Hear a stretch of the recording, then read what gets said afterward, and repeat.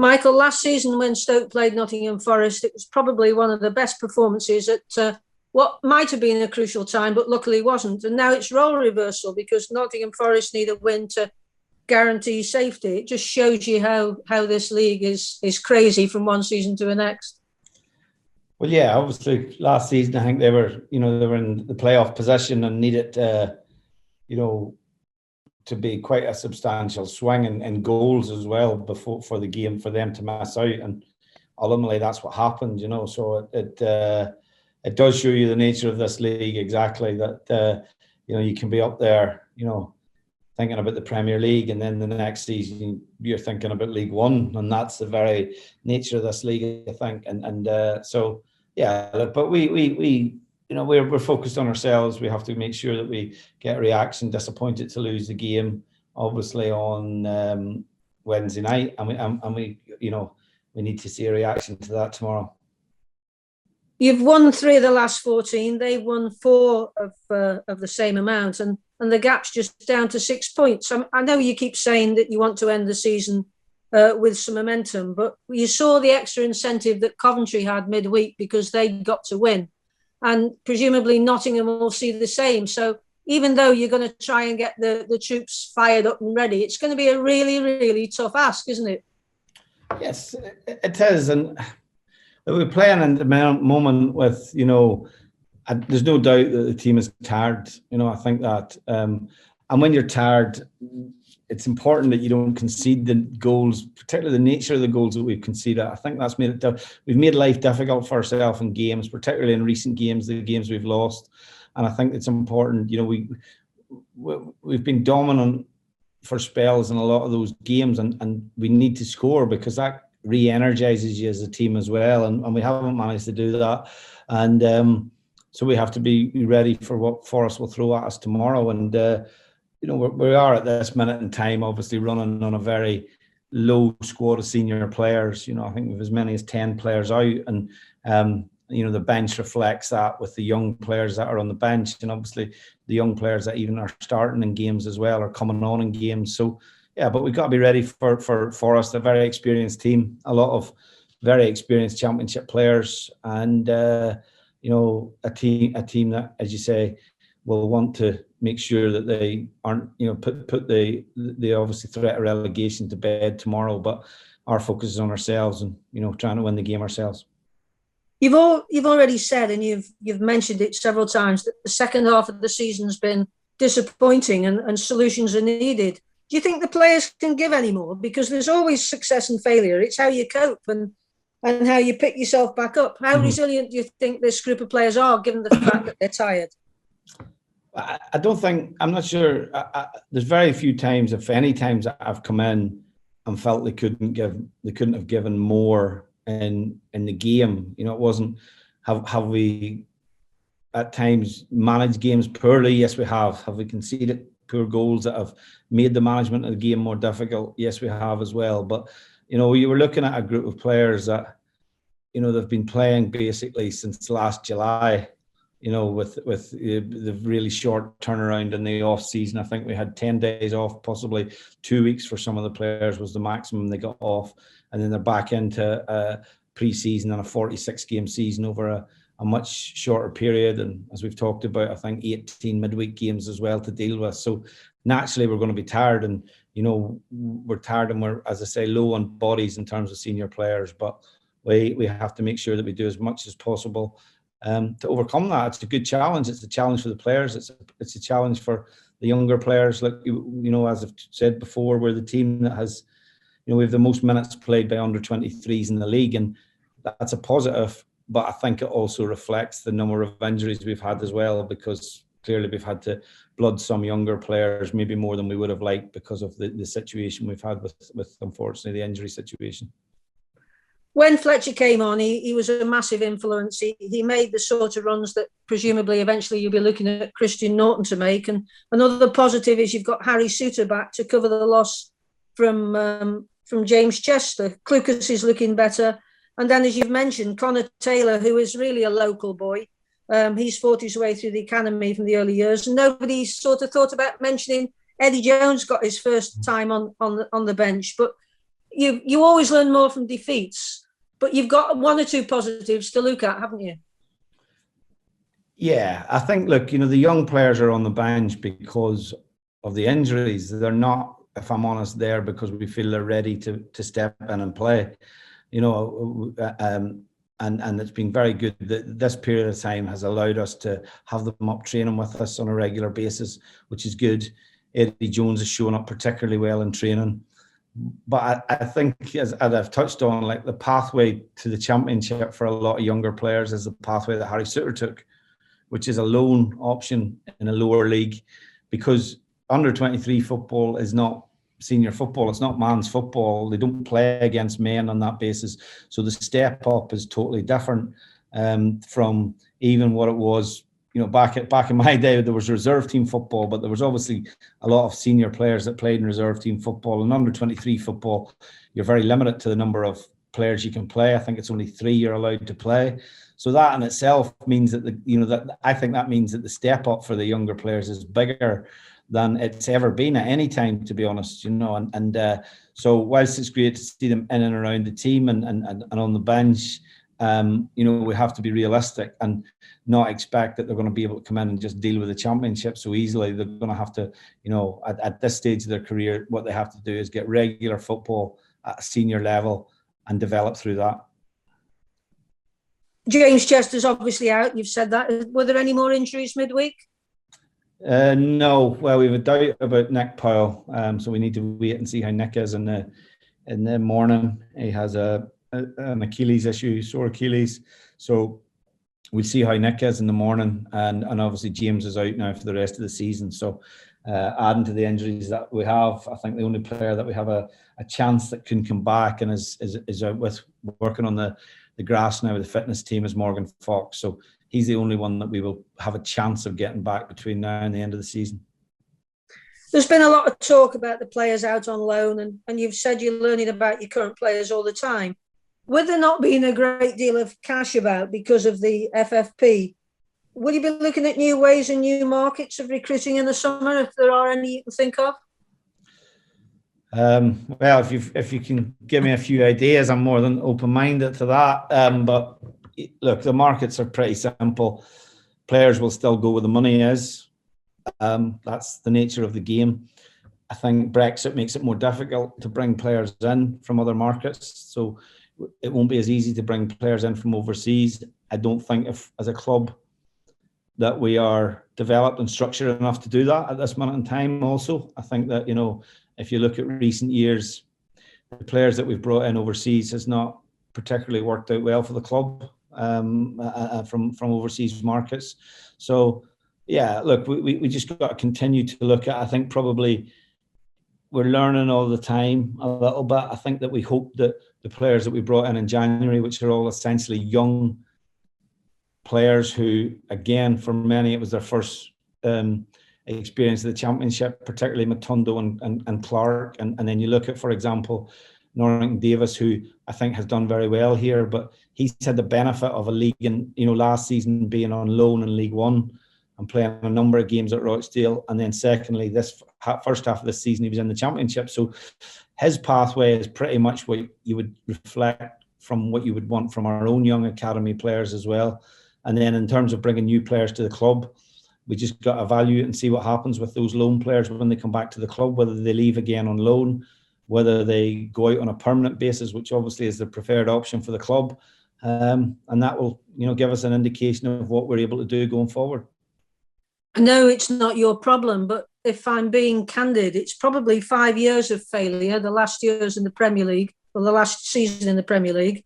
And it's probably unrealistic to expect, even though all the fans were excited after the first half of the season, it's probably unrealistic to expect anything like stability in the player turnover at the football club for probably another 3 years. Do you feel that you're going to have enough hair and enough staying power to see it through? Because the club needs stability, and if you keep changing managers or they want their own players in, it's just a vicious circle. How do you see it panning out? How long do you think you're going to take to get it right?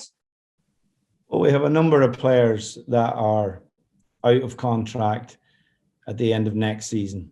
That'll be the opportunity where we will have to decide whether we keep those players or we turn over again. So you're right. There's not a quick fix to that. We're in a market where financially clubs have readjusted what they pay players in this league. So players who are on good contracts, for example, will find it difficult, I think, to get that type of money in this new world that we're in because of obviously COVID. And I think clubs are, what COVID has done is maybe made a lot of clubs rethink what they're paying players at times and what they're getting in return for that. Whilst you sort of say that what's happened is not my problem, it kind of is because I'm having to deal with it. But that's the challenge of the club. I think we've got, if you look at, there's been a lot of changes at the club. We have essentially a new medical department. We have a new recruitment department. The analysis department has changed. And, I believe that those are all positive steps for the football club to take at this minute in time. We want to make sure that we have as good a team as we can get on the pitch. And that's what we'll continue to do. We continue to say that I've been very disappointed and frustrated with the second half of the season. And particularly because I think we were in a position to win a number of those games and we didn't manage to do so. But again, we have to learn from that. The younger players in particular have to learn from that as well. And, when we come back at the start of next season, and hopefully we have a bit of freshness in the squad as well, we'll have a stronger squad again to go and make sure that we can go for longer than we were able to really, if I look at us after 23 games, we were 3 points off the playoffs, and obviously we've not been able to maintain that. So we have to look at why that has been the case. We have to hopefully have less injuries, and equally, I think because a number of our key players are 30 plus, they benefit more from a longer season, i.e. not as many midweek games and not turning the team around as often, Saturday, Tuesday, Saturday, Wednesday. And that is demanding and very demanding in the season we've had. And so those are all things I think that we have to take into consideration moving forward. But then if you want the players with the experience like John Obi Mikel and James Chester, you're not going to be able to afford those players if they're 22, 23. So you're in a bit of a catch-22 situation, aren't you? 100%. We would not get those players at this minute in time if they were of that age. They would be much more attractive to clubs in a better position than we are at this minute in time. They'd be financially in a position to demand a lot more money than we're able to pay them at this minute in time as well. That's it. So, the market that you tend to find in the Championship, when you look at the free agent market, and that's where predominantly, if you look at, we've only spent money on 3 players, all younger players. So then when we go into the free agent market, clubs protect their assets. So the players who are free at that age are typically players that are, they're 30 plus. And the other market then you have to explore is the loan market. And I think the loan market has been more difficult for clubs in the Championship this year because the Premier League clubs have kept their younger players in-house because they've needed them more, because them themselves have had to deal with a much more condensed season. And the top clubs where you're typically going to try and get players from, like your Manchester Uniteds to your Liverpools, where you want to try and get those real quality young players. Their game schedule with European football cup competitions in the Premier League means that a lot of those younger players have not been available to try and get out on loan. I talked about resilience of the players, and whilst I accept that it wasn't your fault that Stoke were in the situation that they're in, you're obviously going to get all the insults coming your way when fans come back into the stadium. Do you feel that yourself and your staff have got the resilience to cope with what might be unpleasant situations ahead if Stoke don't go zooming back up the table? Oh yeah, we have to have that. That's part of football. I always say to people, like, the worst thing that happens is someone shouting at you. That's something I can deal with. I grew up in Northern Ireland, so I had all my life I had people shouting at me. So I don't fear that side of things. Obviously, we want to see a positive atmosphere in the stadium. We want the fans to be behind the team. We want the fans to be enthused by the team, but we have to give them that as well. We can't just expect that. We have to create that, and we have to give them something. I always think that when you have that and you can build that relationship with the fans, you have a chance. For so long at Northern Ireland, there was a real disconnect between the fans and the team. And in my first 2 years, it was very difficult to win games as well. But I saw that when we did win, for example, we beat Russia in Belfast, which is a big result. And that night, the stadium was absolutely rocking. And then when we went forward for the next 6 years, that relationship between the fans and the team was crucial. And when you get it and you keep it and you develop it, then you've got something that really is special, and that helps drive the club forward. But we have to create that. The team have to create it, and we have to give the fans something to really cling on to. And well, I look forward to that happening at the Bet365. I hope it isn't another 3 years before we can see the crowd rocking. Well, we'll see over the next 3 years, Ange, who ages better, you or me. So well, there's no answer to that, Michael. Thank you. Good luck. Thank you. Thanks, George, now, please. Michael, obviously, you said consistently, that possibly game management comes into play with some of the results you've had. Is that one of the things that was evidence against Coventry? Because, again, you were disappointed with the fact that the way you conceded the goals, but game management, when you got back on level terms twice, do you put that down to game management with maybe the more senior players that were playing on that occasion? Look, I don't think it's necessarily a case of looking for blame. It's about looking for ways to improve. And, if you look at the goals, as I said, a throw in for us that we take and lose a goal from, which is poor. And then the second goal is a long throw where we should set up better than that. We don't set up as we look to set up. And part of that you have to is a little bit because we had to make a substitution early in the game with James Chester. And young Connor was involved in the throw and lost the header. And all of those things, they snowball a little bit. And possibly, as I say, we should have had Danny try and deal with the first ball better. And ultimately, you go behind in a game. We're at 1-1, you look on top and you look like you're going to go on and win the game, and then you're pegged back. So those are all things that, we have to look to improve as a team. And we have to get set a little bit quicker and sharper. We spoke to the players about that at length today, that even though it appears that we've got not a lot to play for, we have everything to play for, and we should play this game as if we're seventh, needing to win it to go into the top six, or we're in the bottom three and we need 3 points to stay up. And that's the type of attitude we need to see in terms of the performance tomorrow. That's the fine line, though, isn't it? That's the dividing line, Michael, as you've already alluded to in this championship. It is unforgiving, isn't it? Yeah, it is unforgiving, and I think that's the nature of the league. And as I say, we're a young team. We're the youngest. We're arguably the youngest team in the league this year because, we've had 13 players, I think, and I said, over 12,000 minutes played by under 23. So we've a lot of players that are learning on the job. Harry Souttar's come in and played, for example, basically every game, having stepped up from being on loan at League One. So that all of those things, we have to, be a little bit patient with a lot of those players at times, and they will be better for the experience of having what they've gone through this season and having been in the championship. I think that, the league itself is where you have to deal with it. And, I see a lot of teams with a long throw, for example. We don't have one at this minute in time. We don't have a player in our building that has that. And, that's something that, we have to look. Do we feel that we should have that? Would it help us? I think it would help you in the final third of the pitch, but it's becoming much more prevalent in the game where you're having to defend a lot of long throws and a lot of dead ball situations. At times, a championship game can range. If you look at us this season, the ball has been in the games, I would say the good games, the ball's been in play over 60 minutes. In the poor games, the ball's been in play as little as 44 minutes. So that's an indication of what you face in the championship.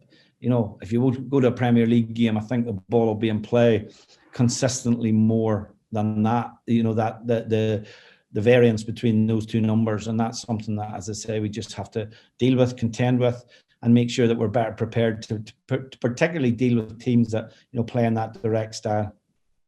You made it pretty clear in the conversation we're having at this moment in time that you want your players to go right to the end of the season on the front foot, as if you're playing not only at the start of the season, but if you're in the bottom three or you're in the top half of the table. You want that competitive edge. And it is competitive, isn't it, too, on Saturday against a team that are not quite safe yet. You are, but they're going to go into it just managing to get a point in the midweek in the 97th minute. So they're going to go in with that in mind, Michael, aren't they, Nottingham Forest? Yeah, they've got to the 50-point barrier, which I think you always think that's the magic number people say to get safe. I think that the difference is that Rotherham still have games to play and have games in hand, which can, if they were to win them games, I think you might be looking over your shoulder thinking, well, we need more than 50 points. We need another, point, or we need another 3 points. And that's will obviously provide a lot of motivation for Forest. And also, Chris Hughton's been in there just this season. His situation is a little bit similar, I think, to where I was last season. He's trying to, he took over a club, a big club like ourselves, who have tried to get back to the Premier League, have got spent money on their squad, spent money on wages. But ultimately, when he came in, he found them in a difficult position in the league. So he'll be sorting through that pretty much as I'm sorting through our situation. But he'll want to win games in that period as well. And so we have to be mindful that obviously Forest will provide a very stiff test and a good benchmark for us, because, as I say, we're not as strong as we could be with the players that are absent. But it gives players opportunity, and that's what we need between now and the end of the season. I want players, people coming into the team like Josh Tymon, like Jordan Thompson, for example. Show me that you can really push this club forward. Show me that you can be the player that, instead of maybe coming in and out of the team, that you come and play 30, 35 games or whatever it may be next season. And finally, for me, Michael, obviously in these unprecedented times and with mental health and physical, obviously you have to take the role as a manager to conduct yourself in that way, not only for the players, but for yourself, for the staff. Is that hard in terms of, with the situation, the unprecedented and the mental health and physical? Is it hard for you to encompass that? Yeah, I think it's a big part of management now, I think, in managing people. And as much as people think football management is about picking a team and team plays, there's a bit more to it. That's championship manager. I think that's what that's called, where you can, there's a little bit more to it than that. You obviously have to deal with, in a football club, a lot of staff. You have to deal with a lot of, the players as well, the support staff in terms of the medical staff and everything around it. And it has been a difficult and challenging season for a lot of people. It's great that we can come in here, first of all, and play football. That's the first thing. We're very grateful for that. And the club have created a brilliant and safe environment for us to do that. But, also the players, for example, they just go home and they have no real outside life other than continually coming in here to the club. Obviously, things have opened up a little bit more now. I've noticed that myself, and my own family are they're still based in Scotland at this minute in time because of my daughter's education. And, when I leave here in the training ground at night, I just go back to my apartment and then I get up the next morning and then come back again. And that's the routine. And so it has been a challenging season, I think, for a lot of people. So you've got to, we're always keeping an eye out for the players and making sure that, they're in a good state of mind, because obviously that's key to them obviously performing at the level that we would require them to perform.